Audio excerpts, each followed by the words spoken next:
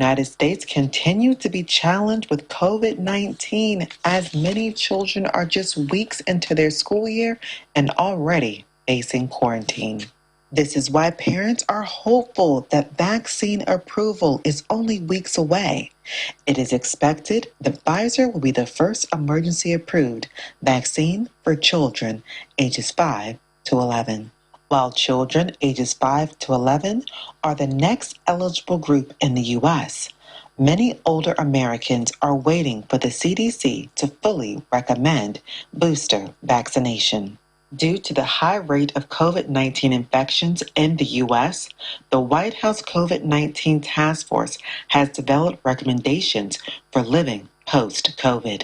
That many people, particularly those who spend a long time in the hospital, have residual organ system dysfunction that's directly explainable by organ system damage. For example, someone who has damage to parenchymal lung tissue very often has pulmonary function abnormalities that persist due to explainable organ system damage. America's vaccination rates are higher than most countries, but hospitalizations and death tolls continue to rise. From Washington, Maria Bird, Channel Television News. Maria joins us now. Hello, Maria. What do we know about how safe the Pfizer vaccines are for children?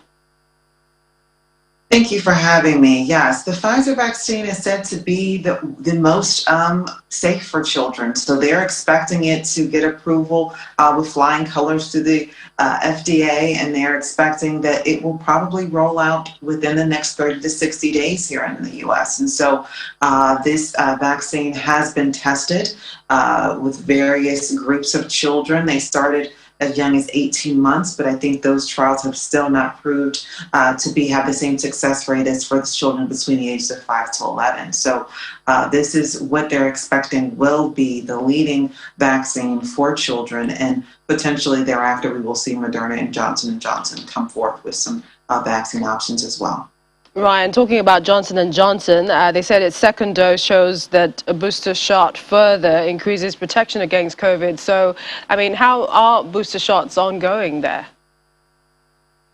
Yeah, so Johnson & Johnson obviously is later in the game of being able to look at how booster shots are going to impact those who've had that vaccine. They're stating that individuals that are 3 months from having a shot are obviously going to have an increased capacity to be able to withstand if they are in contact with any of the COVID-19 mutations. But they're saying those individuals who are 6 months or more removed from having their first shot would actually have a greater immunity to other forms of the COVID-19 virus. And so it is clear that they have done some clear studies on this. The question now is whether or not the CDC is going to provide clear guidelines and recommendations so that all Americans can feel comfortable and knowing when a booster shot should be taken, or if they don't need to take a booster shot this soon after having their first vaccine. And that's also looking at the argument of the WHO and several other partners on not needing booster shots. But finally, Maria, what is the main message of the COVID-19 task force in the US this week? And this is concerning the safety protocols and the different mandates. At this time, the White House task force for COVID-19 is really focusing on one, the importance of vaccination.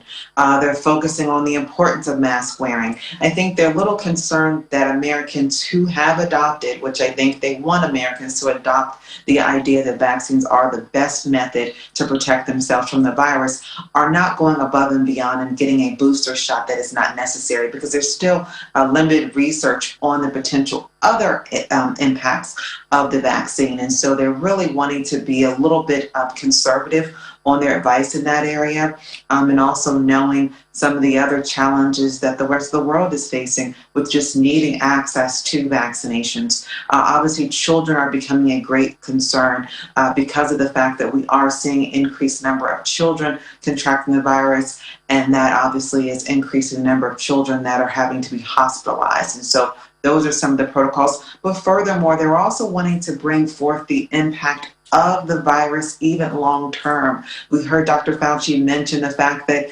after COVID and after what is considered to be recovered, oftentimes you still have organ damage. And so there are some longer term impacts of the virus that I think people have not necessarily taken into consideration. As we know, there were just thousands upon thousands, hundreds of thousands of cases here in the U.S. And obviously we've seen some unfortunate deaths as a result as well. Our Washington correspondent, Maria Bird, live for us in the U.S. Thanks for joining us.